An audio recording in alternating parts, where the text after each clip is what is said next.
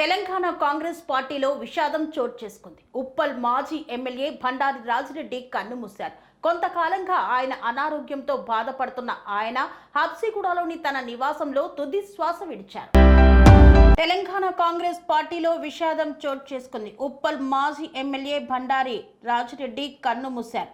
బండారి రాజిరెడ్డి 2009లో ఉప్పల్ నియోజకవర్గం నుండి ఎమ్మెల్యేగా ఎన్నికయ్యారు. బండారి రాజిరెడ్డి 1945లో నాచారంలో జన్మించారు. ఆయన మల్లాపూర్లోని జిల్లా పరిషత్ పాఠశాలలో 9వ తరగతి వరకు చదువుకున్నారు.